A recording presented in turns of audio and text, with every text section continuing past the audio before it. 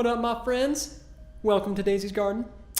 And today I wanted to talk about how man is a machine and about how being aware of this can benefit you very much, because then you can control the way you react to things and a whole plethora of options that just open up to you. So to explain, of course, I'm going to explain what I mean by the fact that man is a machine.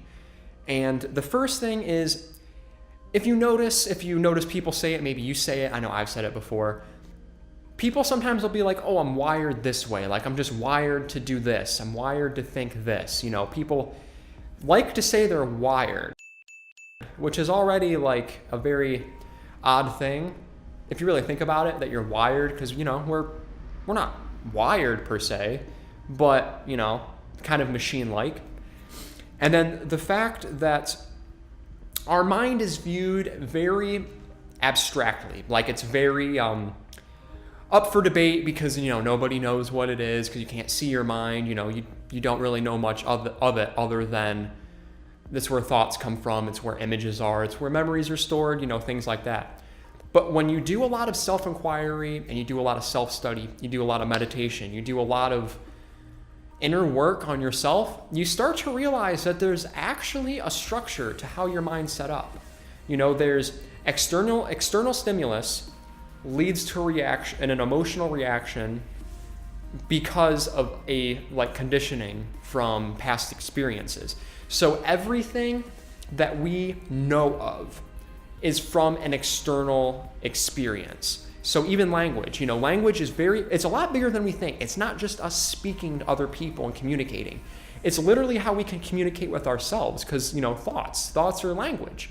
And images are, you know, images, like if you think of a gorilla, you've only seen a gorilla out from an outside perspective. So the only reason you can even view what a gorilla is because you've seen one before. So your mind is extremely conditioned very deeply, you know, to even language, to images, to our imagination, to dreams. You know, all this stuff they're conditioned. It's a form of conditioning that we've been exposed to. So everything that we hold true and just a way of life is from external circumstances. It's not from our true nature. You know, it's all from what people want us to think. You know, it's nothing that we've chosen. You know, we don't come out of the womb and then open a book of like, oh, okay, this is something I want to believe in. Okay, this is something I want to know. You know, this is all that we're exposed to it. You know, we're at the mercy of our external stimulus. And then it comes to free will. You know, do we have free will? Because if everything we know is from an external stimulus, do we have the authority to make our own decisions? And it's kind of a gray area, because we do. Because in the way that I'll start with how we don't have free will, and then I'll explain why we do. We don't have free will because whatever we are doing, like right now, I'm talking to you, I'm talking to a camera right now. The only reason I'm doing that is because I'm able to. Like, yeah, it's free will. I decided to do this, but at the same time, I couldn't have done it if this camera wasn't here in the first place for me to do it with. And that can go for anything. It can go for anything. Like if you're hungry, you choose to eat. Well, you're eating because you're hungry, you need to eat. You know, like it's not really free will. Like, you are doing it because the opportunity's there and you're just taking it. But at the same time, that decision does need to be made. So at the same time, you still are making that decision. So you still are doing what you want to do, but simultaneously, it's still like a conditioned part that is external to you, and it's not part of, you know, our true nature of just being. You know, we're human beings, we're not machines, but we are conditioned to the point of being machines. So it's just about finding the awareness. See, this is what I meant by just finding the awareness of being a machine can help you a lot. Because if you start realizing that, because at first, obviously, this might sound crazy, it won't make sense, but if you actually do a lot of inner work, you're going to realize that it's true. You know, when you start really working on this, your awareness becomes a filter. You can start, something can happen externally to you, and you don't just immediately emotionally react to it. You actually you just pause. You let it run through your newly made awareness filter, and you're like, what, you just kind of analyze it better. You have a better sense of analyzing it because you don't have that emotional attachment to it. So you can actually get a more well-rounded perspective on how you want to react to it, if you want to react to it at all at that point, because you get to a certain point where you're like, you can start to really, really filter what affects you and what doesn't. And it's constantly a process. This is something that obviously I'm not perfect in. No one's ever perfect in anything because perfection is an illusion. Perfection does not exist. So, obviously it's a process for me too. I'm not going to sit here and act like, every single decision I make is a conscious decision, and, every single decision. Most of them I like to, of course, but, it's a process. It takes a long time to get that good at it. Like with anything, anything that you're working on, anything you're practicing, takes some time to perfect, and, well, not perfect, but to adjust to get better at, and to progress.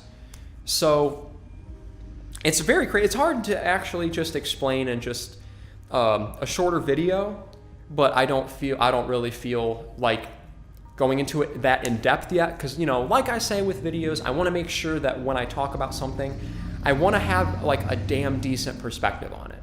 And this is something that I feel like I do, but at the same time, I still have work myself to do, so I don't like to go and preach things that I don't have a complete 100% full perspective on, but I feel like I have a grasp on this enough to where this is information that I want to share because it's helped me a lot, because I feel like that's why anxiety is such a big problem for people, is because anxiety it's resistance to the present moment, and resistance helps grow stronger. So a lot of anxiety comes from just not letting things be. We're so tied into ego, and ego constantly wants to go, do this, feel good, feel bad. It's just all about being out of the moment. Ego is all about attachment, all about being out of the moment, all about the illusion of time and career and relationships, because the best relationship you can have is with yourself. First and foremost, that's all you need. Because if you just have a good relationship with yourself, you can emit that to all people around you, to your environment. And from a perspective, for me, I've definitely noticed that, a lot. It seems like when I'm around people, like-minded people, friends of mine, it's just such a good experience to be around people that are like-minded, and you appreciate that even more when you do this work. Like, you might think that you might start caring less because you realize that your mind is a machine, or your body's, the human being is also a machine, but it's about, going back to being a human being and getting out of this machine-like nature of just desire, and just let yourself breathe, let yourself breathe and be, and let yourself flow and go, because that's what it's about. It's about being and not just striving for success, because there's going to be ups and downs. I'd rather ride a nice, calm constant than it just be rocky, personally. I feel like I'm at the point where you can become aware of negative emotions, and you can be aware of it, become an observer of negative emotions. So you're simultaneously experiencing negativity, but you're just aware of it, so you're not attaching to it. So you just can, quite frankly, just stay very consistently calm throughout life.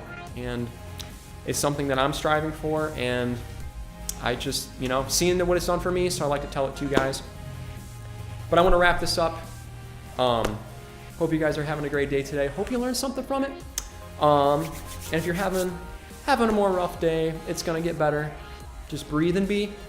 And like I said, there's ways to chat with me via comments or messages or Instagram or something. There's always a way to contact either me or just a friend to talk. But yeah, so I will see you guys very soon. And don't forget those happy trails and those nature baths and prana breaths to keep you grounded in the present moment, my friends. See you later.